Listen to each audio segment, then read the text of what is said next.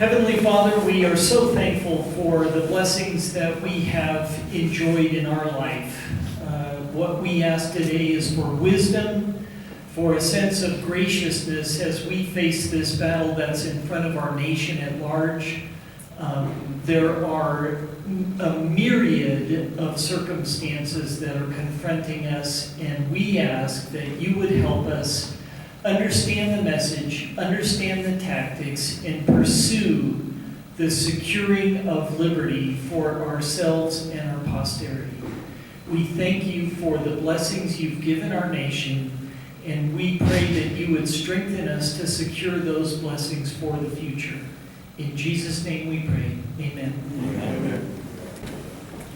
Thank you all for being here. I know that a lot of you had to travel a long way. You have cow duties and farm duties, and you're trying to feed the world. And while you're trying to feed the world, a whole other agenda is afoot, and that's what we're here to talk about today. So just a couple of logistical items to talk about as far as the schedule. We're going to start off with Michael Shaw. He's driven all the way from Santa Cruz to be with you today. And he's going to talk about the agenda for this 21st century. Then we're going to have Holly Swanson, Oregon's own Holly Swanson, to talk to you about the latest executive order. We'll do a 10-minute break and we'll readjust for the speakers after the break. Ramona Hage Morrison and Danny Martinez. Ramona drove from Reno. Danny came all the way from Las Vegas. So something that we want to ask from you today. First of all, thank you again for being here.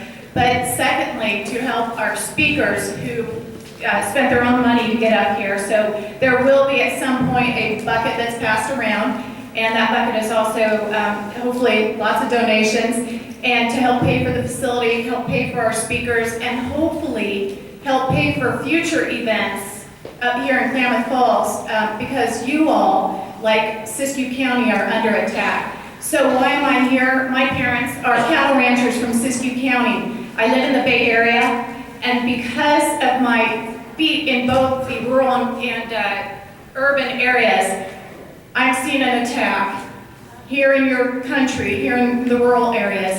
And I can tell you, and Michael will go into this further, that we are setting up shop for you to move to the Bay Area. So with that, here's our, at one point then we're going to do Q&A. Cards will be passed out, and you could write down your question and then hand them in, and we'll go through the Q&A. There will be some handouts as we go throughout the day today.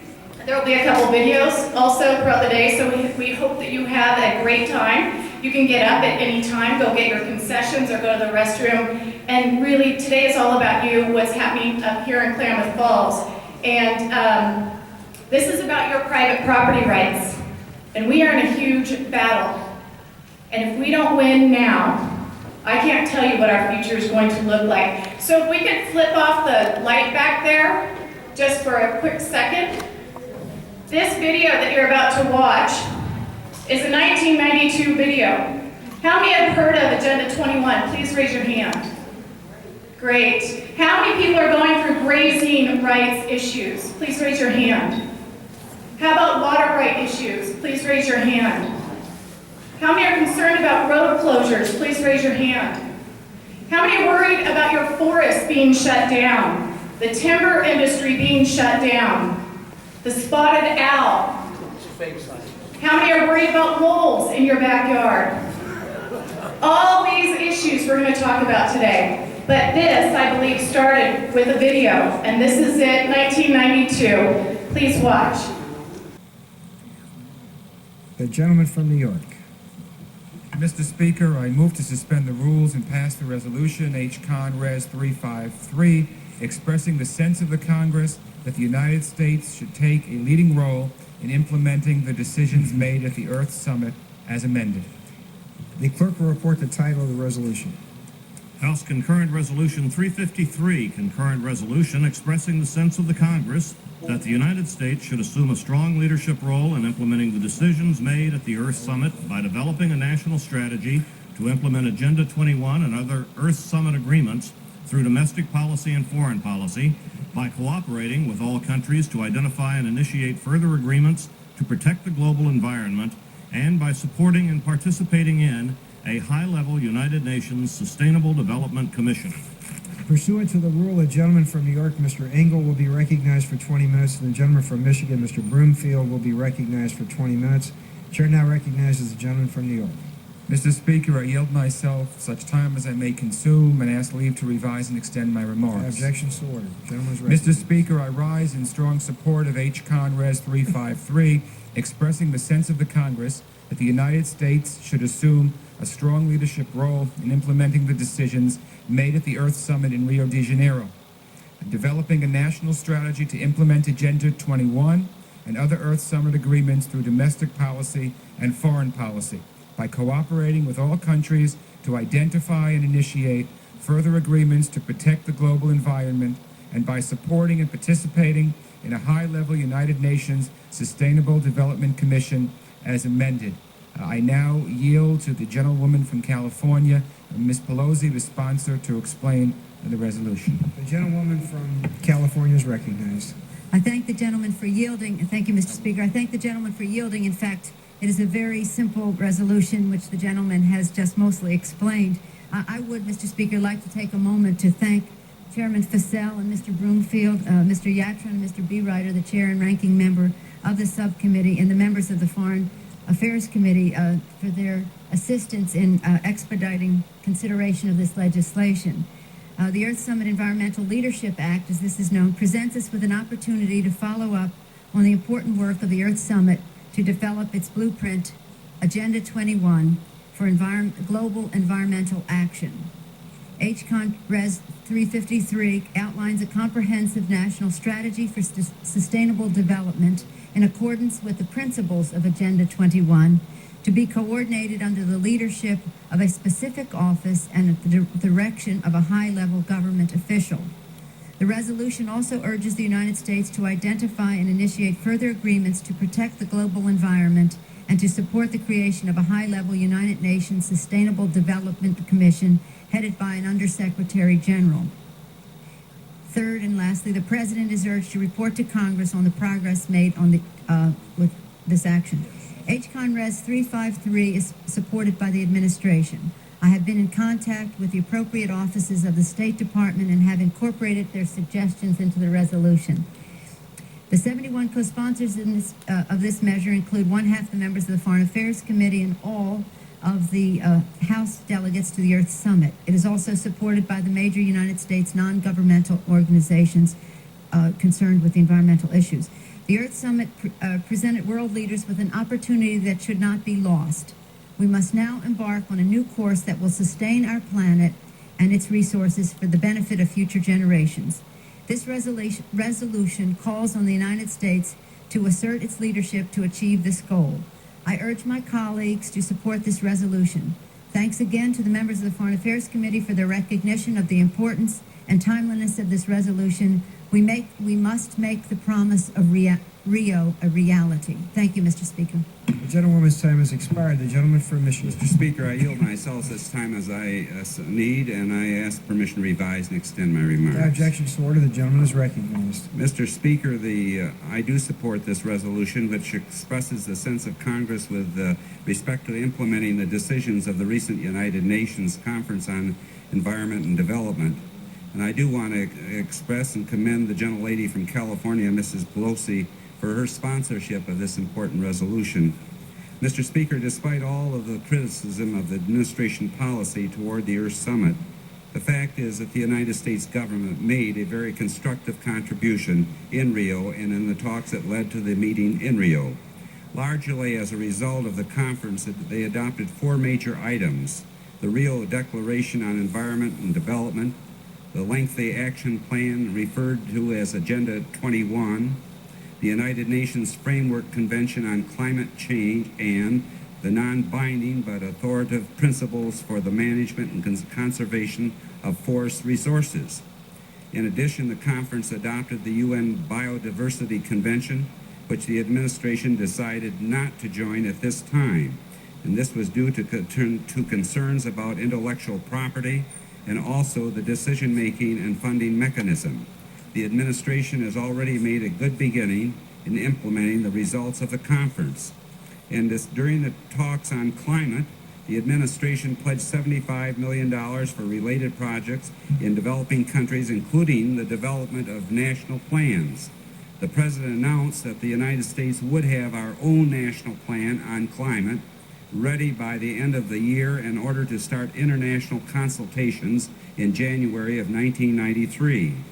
The President announced a Forest for the Future initiative to double worldwide forestry assistance, beginning with $150 million additional U.S. contribution. The administration is preparing for consideration by the UN General Assembly of establishment of the Sustainable Development Commission called for in Rio, and is working on an interagency basis to formulate further plans to implement the other recommendations of the conference. The good start made by the administration shows that the United States is serious about international cooperation to address global environmental problems. The resolution before us calls for similar measures to implement the recommendation of Rio Conference. The State Department does support the provisions of this resolution, which are fully consistent with U.S. policy toward implementing the results of the Earth Summit. Mrs. Pelosi should be further commended for her cooperative attitude on the issues that were raised by the Department at an early stage in the consideration of this resolution. Mr. Speaker, I was also appointed to the Earth Summit as an observer, a delegation. Although I did not actually attend the conference, I did follow the proceedings very carefully.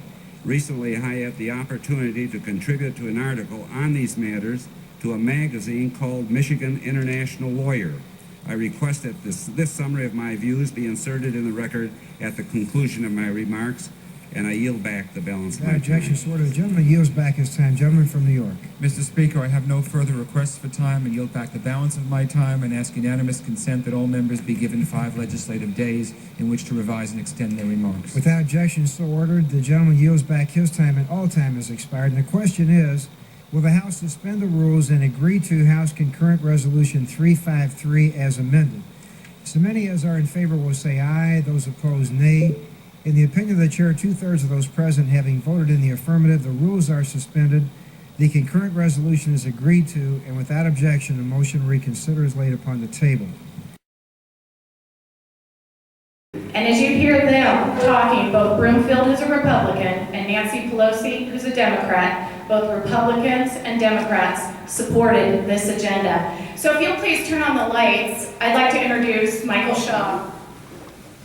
Michael Shaw, back in 2000, was on the Agenda 21 Task Force in Santa Cruz County. And he owns 80 acres, and he and his wife, in Santa Cruz County, and it's zoned for 28 homes.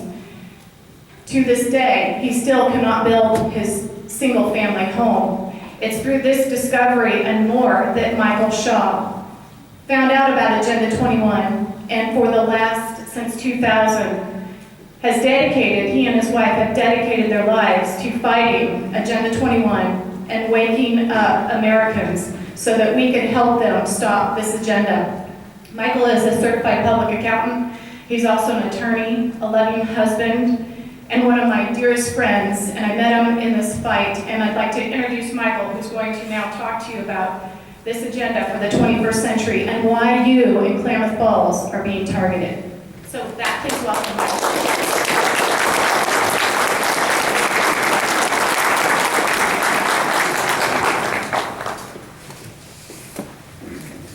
Well, let me follow up the story of Nancy Pelosi's address there on C-SPAN in the U.S. Congress. Pelosi brought a bill for congressional adoption of the Agenda 21 protocol in 1992, right after George Bush, as president, signed the protocol in Rio de Janeiro at the Earth Summit that's been referenced. Well, the problem for Pelosi was that she didn't need to and should not have made that presentation in Congress. Because you see, George Bush was much more devious. The United Nations was much more devious than bringing this forward on the United States Congress congressional floor. Because you see, Agenda 21 is not a treaty that requires Senate ratification. It's not a bill that requires congressional endorsement. What Agenda 21 is a what's called a soft law policy coming out of the United Nations. And soft law policy simply means it's voluntary. 178 nations across the world signed on to the Agenda 21 protocol.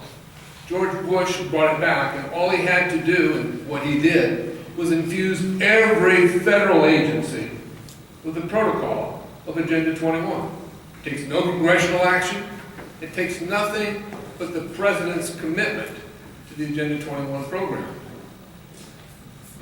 When Bill Clinton became president, he set up the President's Council for Sustainable Development in 1993. And so since that time, every federal agency has had as its main commitment the implementation of Agenda 21 policies. Nice to see an audience that such a percentage of hands rise when they're asked, do you know or have heard of Agenda 21? It's still the case that across America, most Americans have not heard of it, but every American is being dramatically affected by the policies and procedures of Agenda 21, and we're going to talk about some of that today. I call my talk Globalism versus America because that is what we're talking about. Washington, D.C. is an outpost of a world government. Agenda 21 is the action plan for localizing globalism. What do I mean by the local action plan? Well, what I mean is that Agenda 21 has been adopted internationally. It's predicated on the international institutions that exist already. Institutions like the United Nations, of course, the World Bank, the World Trade Organization. You know, if you sit back and think for a while and ask yourself, why is it that people of my generation, baby boomers, were raised by their mothers? The fathers went to work, and family economic security generally rose, family by family, decade by decade. But along came the World Trade Organization. How do those two issues tie together? Well, under the World Trade Organization, a major foundation for world government, the United States Congress surrendered its trade policy to an international organization. And that international organization, working with the American government, ended up moving the manufacturing jobs within the United States to offshore. But what was the reason for that? Well, the reason for that was to limit our economic development. The reason for that that's professed by these people is to equalize the economics existent in one nation to the other. And what that meant was they were going to raise the third world country economic dynamics by reducing the American economic dynamics. The result of that was that to support households, as we see today, both parents go to work, leaving children in the custody of the state and state schools. The result of that has been that generation, or decade by decade, our children become more alienated from their families, from their churches, and from the principles of the American establishment. So today we find ourselves in a battle, baby boomers who understand these issues, against their own children. Globalism is marching forward. It's marching forward on the international level with the Bank of International Settlements, which coordinates all the central banks from around the world into a single unit, marching to a single course.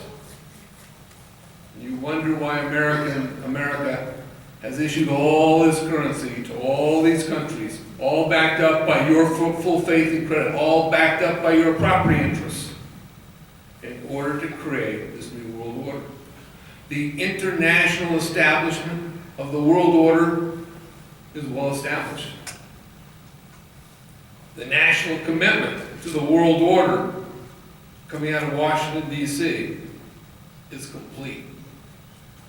There isn't a U.S. Senator, Democrat or Republican, because both parties, I'm glad to see the Republican Party is here today, but both parties at leadership levels are fully committed to Agenda 21. You cannot get elected to the United States Senate as a candidate of either party unless you go along. That's why no one speaks out. That's true for the Congress as well.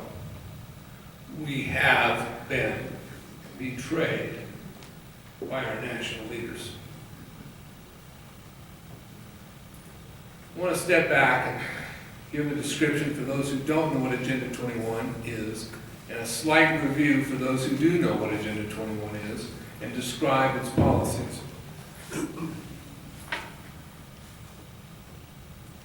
Let me start by saying there isn't an American alive today who doesn't know that there is something seriously wrong in America. The commitment to our ideals that predicated our founding are lost. How many seventh graders did you know could talk about the nature of natural law, the higher law to which civil law must be compliant with under the American establishment? We are the first nation in the history of the world that recognized a higher law, that recognized individual natural rights, or unalienable or unalienable rights. But today, you go to seventh graders, I mean, that's when historically children were taught the seriousness of these issues and the importance of these issues. Today, seventh grader has no idea what you're talking about if you bring up these matters. Because you see, Agenda 21 and the policies that led to Agenda 21 have changed our educational system. Today, under the program of Agenda 21, our educational system is designed to create global citizenship. What does that mean? Well, it means that our young people are taught to disdain the ideas of private property. They are trained and induced, and Common Core is going to bring this to full circle, to become global workforce citizens. They're not taught ideas. They're taught notions on how to fit into the New World Order. They're not taught about American heritage, American traditions, and American values. They're taught global values. To put your child in school has become a dangerous circumstance. There's been places all over the country I've gone and spoken, and inevitably, wherever I go, I get two reactions from the audience. Many people of my generation, and the succeeding generation, who come to me and say, I've lost my child. I sent him to school, and they no longer believe anything that's of value to me. Children are being transformed. Children are being blacked out on these ideas. Children are being trained that their household is wasteful. Children are being taught they need to train their parents to a more sustainable lifestyle. Well, sustainability, for those who don't know, is a code word for the implementation of Agenda 21. In basic summary, Agenda 21 calls for three things. The first is the abolition of private property. Piece by piece, step by step, not in a fell swoop, not the way Lenin did it, the way the New Order is doing it. Regulate ranchers, miners, timber operators, and farmers out of business. Take half of the United States, call it wildlands, and make it inhabitable for human beings. Push the human beings who are living in wildland zones off their land. That's what you're experiencing. This area is a designated wildlands zone. And the second element of Agenda 21 is to educate children for global citizenship. This is happening. And the new system being adopted in 46 states, called Common Core, is the ultimate design of the globalists in regard to education.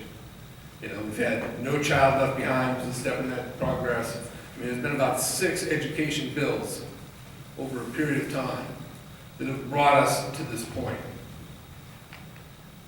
We need to understand that there are no heroes in this battle on the national level. Ronald Reagan ran for office in 1980, committed to abandon the Department of Education, which was established only a few years earlier by President Carter. By the time Ronald Reagan left office, the Department of Education was the largest organization in the world. No leader in Washington, D.C.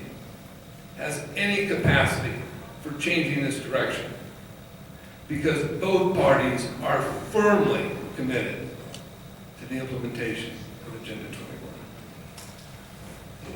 The third element of Agenda 21 is to monitor and control all human action. That's why they want everybody living in stack and pack housing. You have any stack and pack housing here? Is there any stack and pack? I don't know. Can anyone tell me these compact buildings where you live on top of everybody? Well, Portland's the model for stack and pack. The Bay Area is going to surpass that by leaps and bounds. But the reason there's no stack and pack here is they don't expect people to be living here at all. You are to be relocated somewhere else with a stack and pack. I'm going to talk about the Bay Area because that is the leading dynamic today for the new creation of the stack and pack housing. Why stack and pack?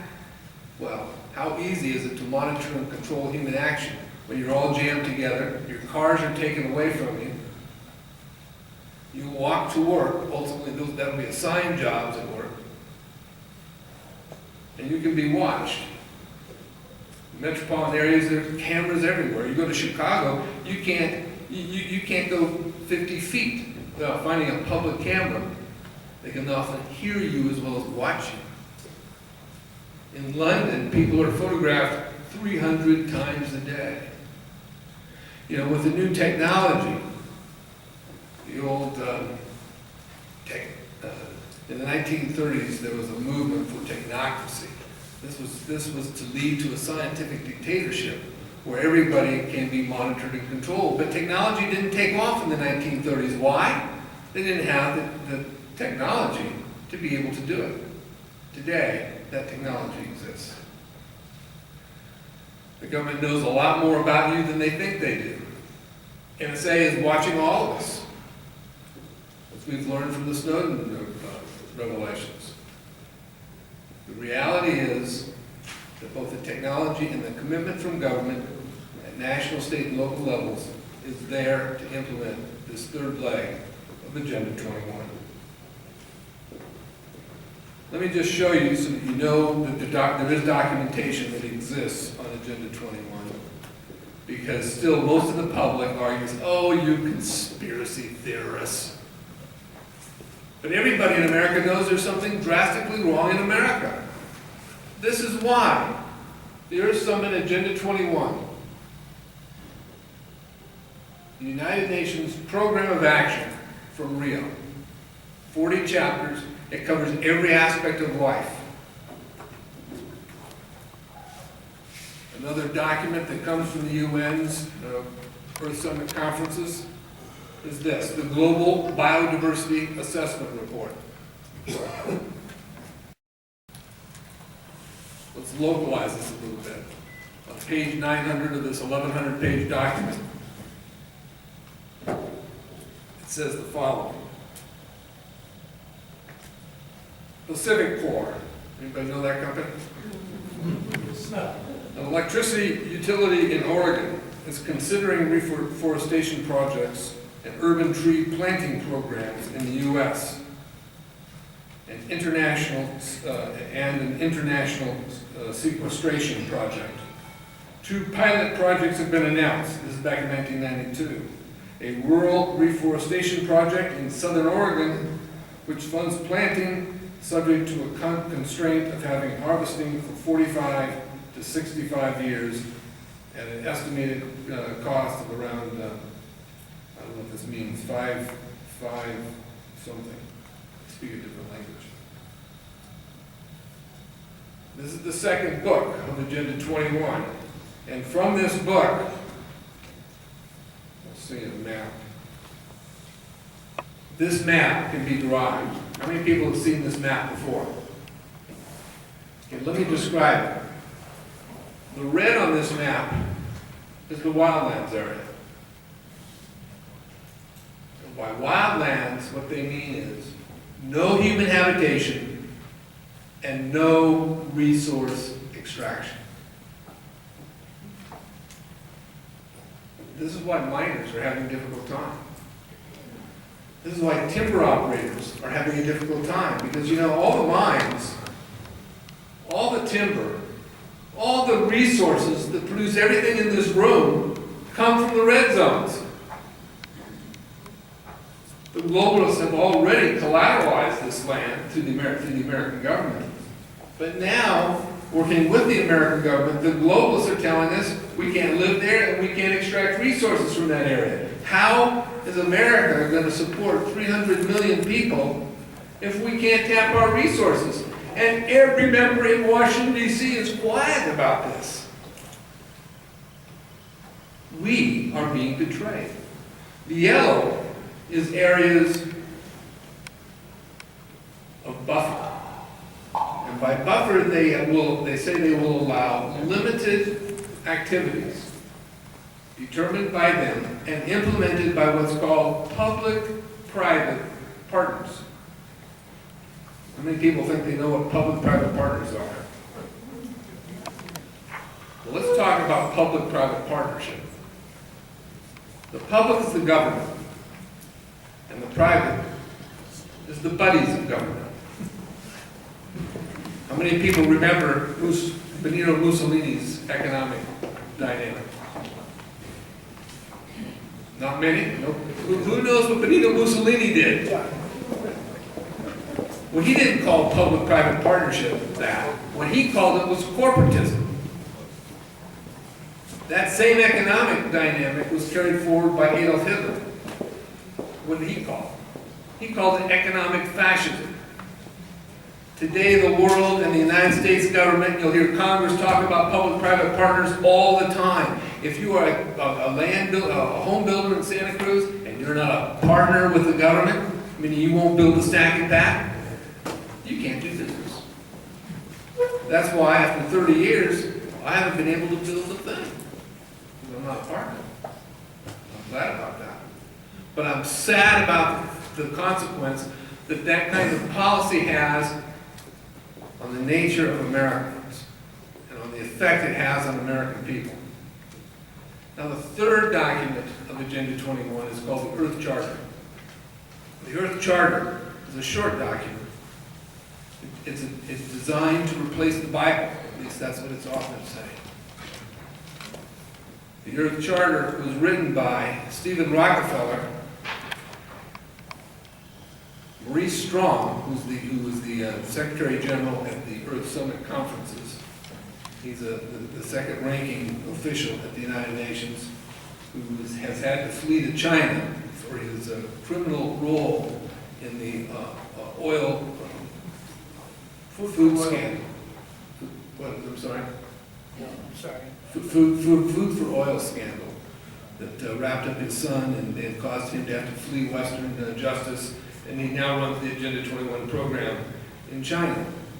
And the third author of the Earth Charter is our dear friend from the Presidio, named Mikhail Gorbachev. Now, it'd be surprising to everyone in this room to see who endorses the Earth Charter. Of particular disappointment to me was the great religious order, the Sisters of St. Joseph out of Orange, California. My grammar school teachers, marvelous teaching.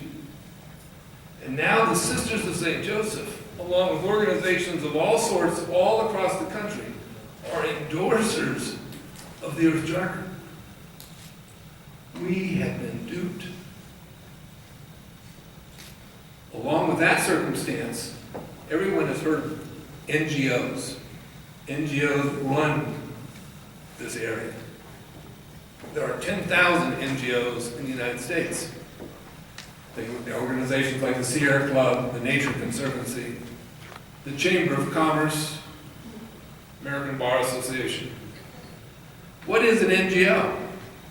An NGO is an entity that has been accredited by the United Nations for purposes of implementing Agenda 21. Now, I can tell you, I'm sure there are members of the Chamber of Commerce sitting here today, and that comes as a complete shock.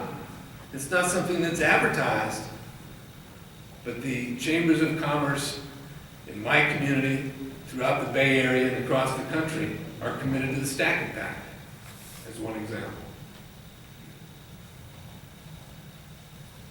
We are surrounded. Now, there are things we can do.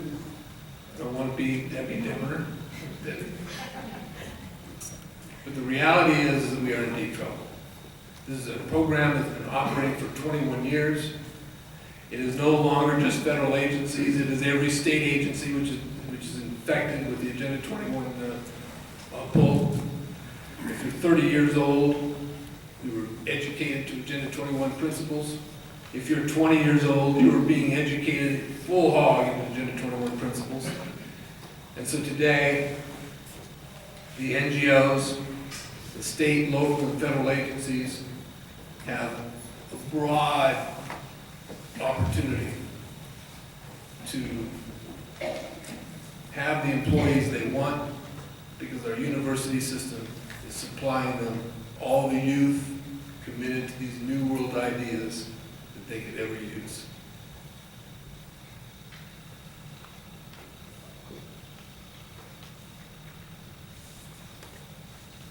I'm going to talk a little bit about the 3 E's of Agenda 21. This is a mainstay for their push. They have 3 categories, all beginning with the letter E, that they use to summarize their program. The first E is equity.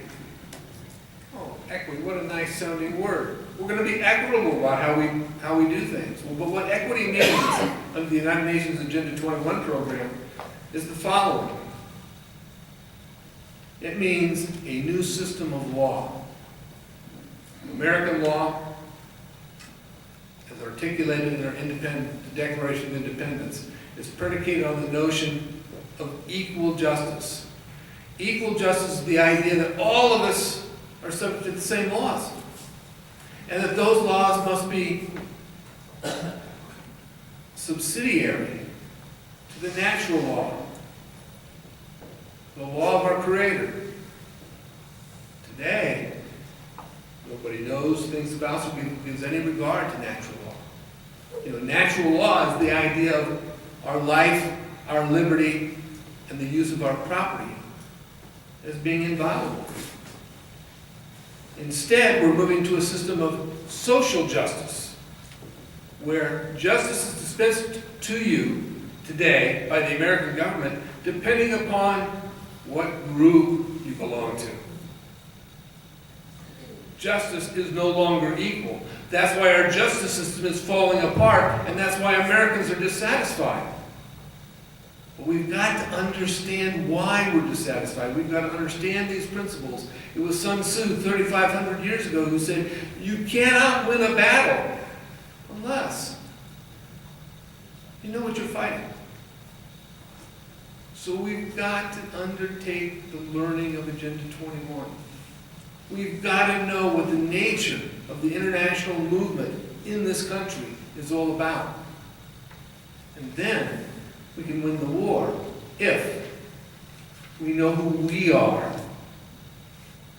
And decade by decade, we know less and less about what it means to be an American. This room should be filled with 20-somethings, because they're the ones that are going to really carry the burden for most of their life as a result of the loss of the idea of American freedom. We don't have much time. we're in a deep hole, but we can't climb out. It takes a commitment to know what we're fighting against and what we're fighting for.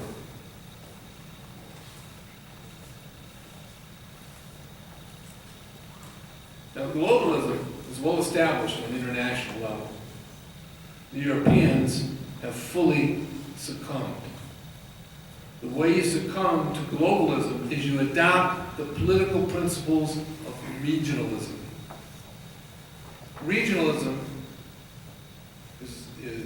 has been described by a good friend, at least a philosophical friend of mine, Charlotte Isabey, who works in the educational field of Agenda 21.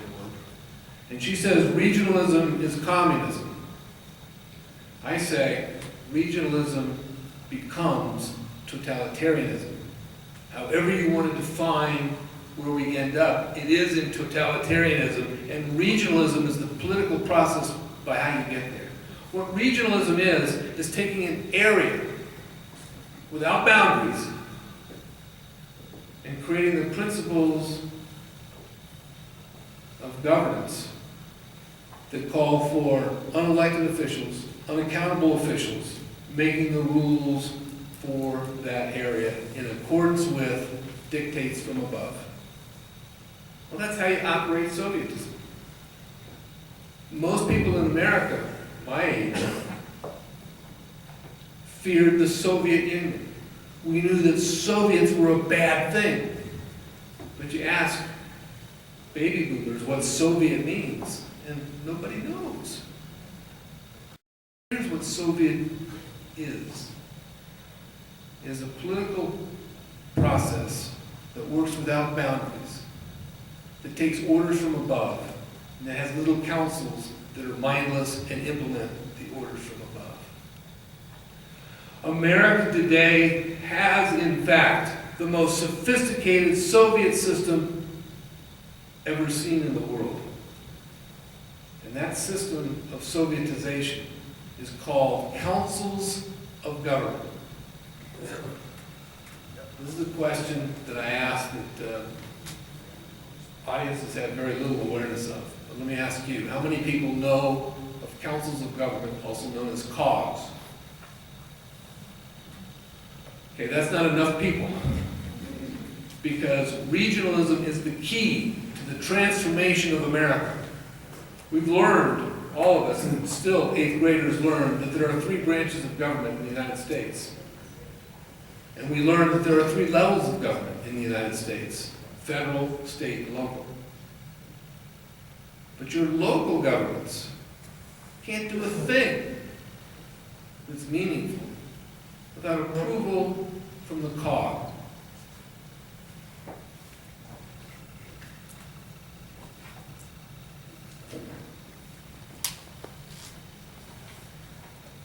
In California, the system of COGS is called CalCOG. This is from CalCOG's website. They say that we serve as a forum for local governments to prepare regional plans, set regional policy, and strengthen the effectiveness of local government and develop and maintain regional databases. CalCOG also works for regional coordination and policy development. Well, what does that really mean?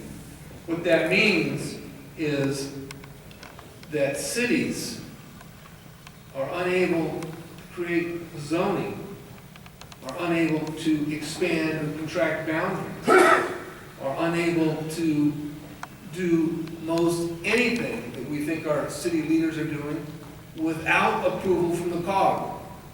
Well, who's the COG? Well, the COG is made up of elected officials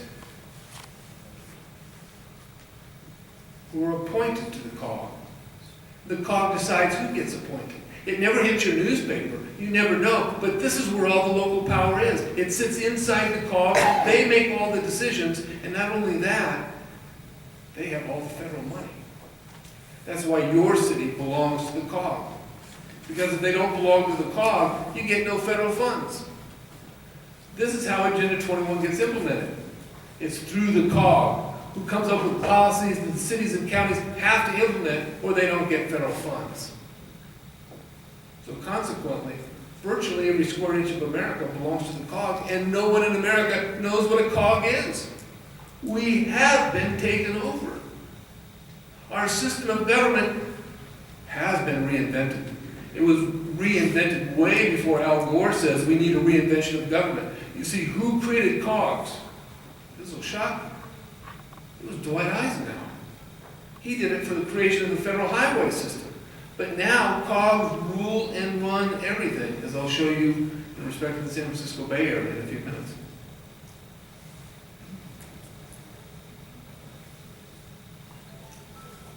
These are the COGS in California. The whole state is divided into COGS. COGS are not generally one county. In the San Francisco Bay Area, it's 9 counties, 7.5 million people. In Oregon, it's called the Regional Councils Association, or ORCA. How many have heard of ORCA? Okay, that's typical. 2 people of an audience this size, aware people, don't know, this is the same way across the country, don't know who's really running your life, who's calling the shots. Well, here in Central Oregon, it's the Intergovernmental Council out of Bend, and this is where all the power is. You can see the COGS in the state of Oregon. There's many fewer COGS than there are counties. It's a multi-county jurisdictional arrangement. We're here in that dark blue, bottom of the map.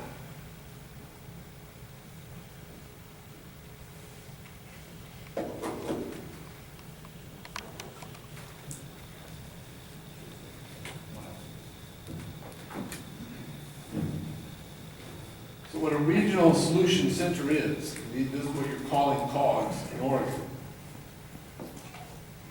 are places for state agencies to collaborate, that's a good old communist term even, to collaborate with each other, with local governments and other public, private, and civic interests to solve problems and seize opportunities, like seizing your land.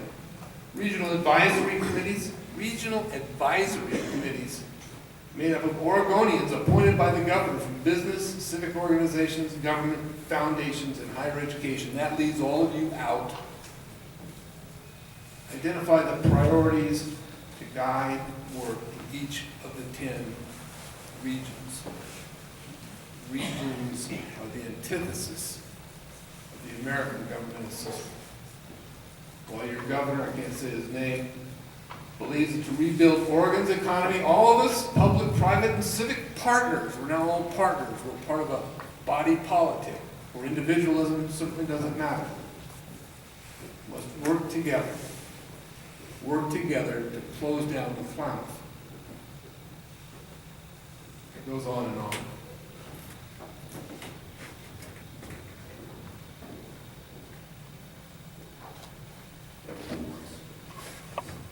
The Oregon Solutions Network promotes collaborative governance in the state of Oregon by using a cross-sector approach to respond to challenges and opportunities that lead to sustainable community and statewide solutions. Just to be sure you understand this, Agenda 21 and sustainable development are the same term.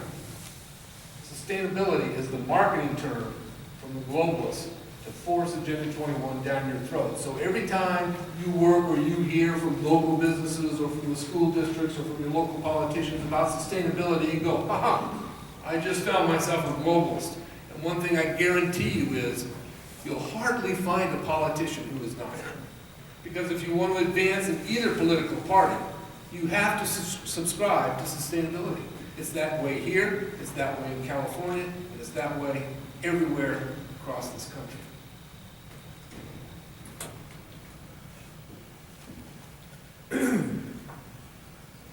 You see, COGS and American regionalism is to implement a step-by-step approach to the abolition of private property.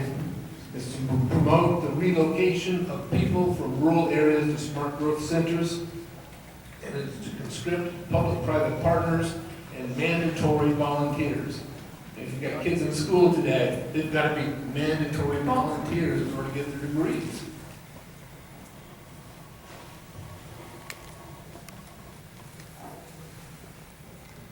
So what we can say is America's being reorganized.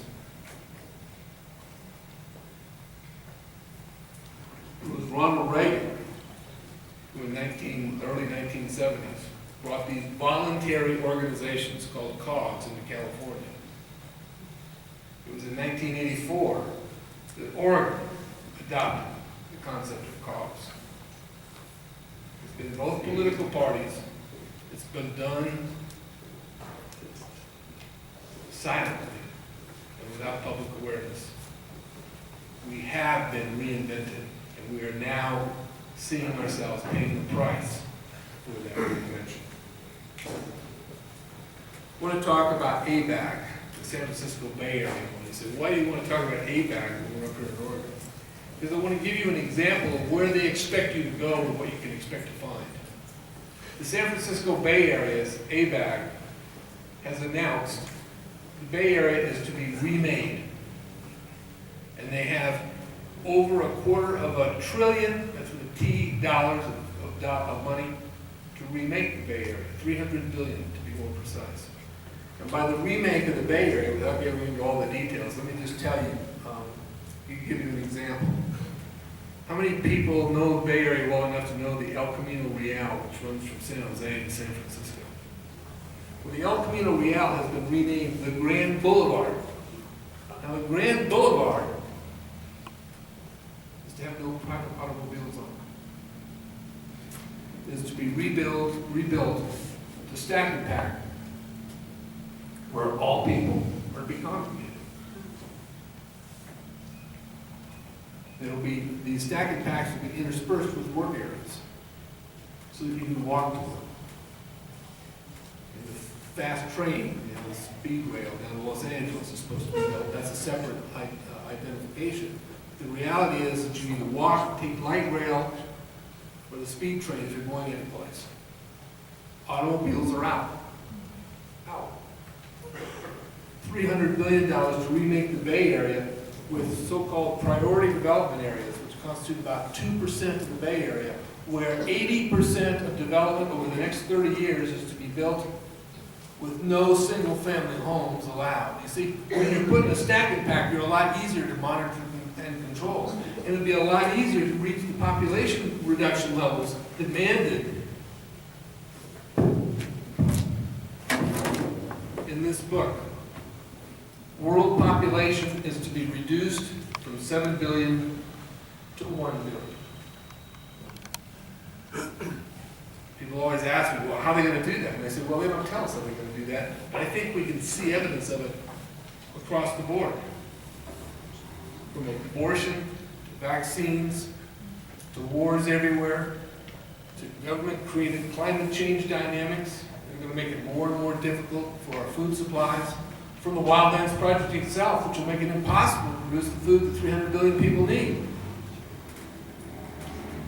So when those wildlands are established, where you're expected to move is down to the Bay Area, get on the 22nd floor, walk to your assigned job, and hope you stay alive. It's a pretty dark view of where we're headed.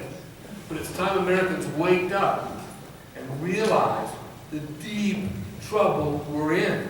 I've been doing this for 15 years, and the awakening has been rising, especially since 2008. It'll rise more in the next economic collapse.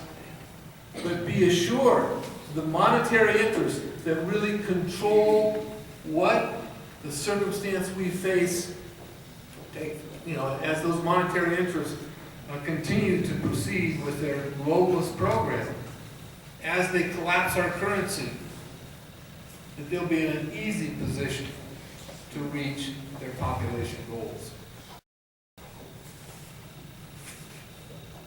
You see, at the root of Agenda 21, at the root of globalism, is the monetary system we have. And if you don't understand what the monetary system is or how it creates that dynamic, take a look at G. Edward Griffin's book called Creature? Somebody help me. Creature? Yeah, The Creature from Jekyll Island. Yeah. How many people know of that book? Because that's a great book to read. If you read it, you'll understand the nature of the Federal Reserve, the nature of the Federal Reserve note, and the bogusness of our money. It's a system that is created to collapse, and it collapses one of two ways. It collapses by the natural forces of economics, because you can't make money out of thin air and lend it out to the world as the kingpin and expect such a system to last forever. You know, you just end up printing until the dollar becomes wallpaper. But you can also, if you control that system, collapse it when you want to, in order to increase your power, because now everybody is looking for survival. And at that point, you have total control of society. In fact, it was Amstel Rothschild who, after he gained control of the Bank of England, the first central bank in the world back in the 1700s, he said back then, let me make the money out of thin air. That's how they make the money. Loan it out, and he says, I care not who makes the laws. And he said that because he knew that if he made the money out of thin air, loaned it to governments, loaned it elsewhere, that he could have in his pocket every politician. In America, 100 years exactly this year, since we adopted the Federal Reserve, our central bank, the equivalent of the Bank of England, we now can look at our Washington, D.C. leaders, and we can see that each one of them is controlled by this monetary system from now. That's the root of our problem. That's not something you or I can change. But what we can change is local dynamics. When we're aware, we can elect people that begin to make a difference. And that process has begun in spotted places across the United States. You know, and those are the people that need to be our examples at the local level, here, there, and everywhere. So people say, well, what can we do about this mess? Well, the first thing I would suggest for people in Klamath is to take the real thrust that's being used to force you out of this area. That is the breaking of your dams. And not let that happen. And what I suggest as a way to not let these dams be broken and let your hydroelectric power be destroyed is to elect people to your local government. It all begins at the local level. The attack today is at the local level. Globalism, you know, think local. The slogan of Santa Cruz 20 years ago was think locally and act globally. And the globalists are now infusing. They've got control of everything except local governments. So they are now infusing their policies at the local level. You need to elect people who understand this to your city council and your boards of supervisors, and have your boards of supervisors condemn the dams. Condemn the dams. They have that power under eminent domain. I don't think they have to pay anything to condemn the dams. Buffett's willing to spend $500 million to tear them down. He ought to be relieved that you're going to take that burden off his hands for nothing. Now you own the dams, you got a new lease on life. And you fire the shot, heard round the world, that globalism will not be accepted locally, right here, right in the hot spot of where the global local action is taking form.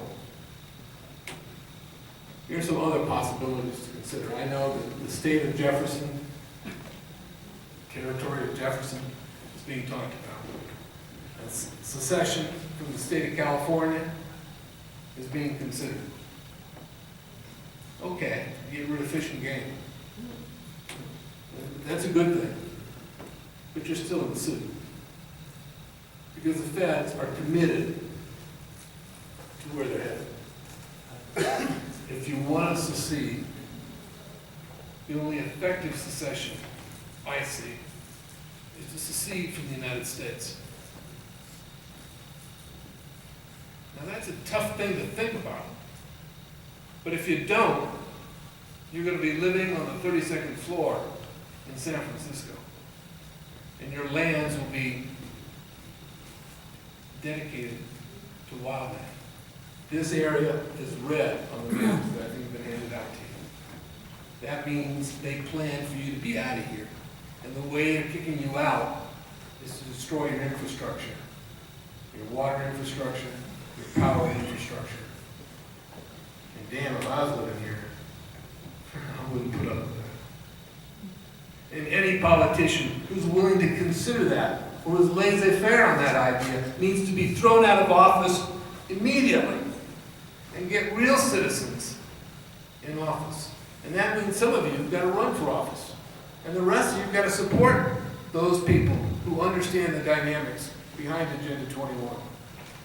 Now, when I say secede from the United States, does that mean that I have no care for the United States of America? That I don't value its principles? No, it means exactly the opposite. What we need to do is establish bastions of real Americans living real American lives, and let it be here. Let the rest of the country follow you, and then someday the entirety of the country will unify again behind the principles of our founding and not around the principles of globalization.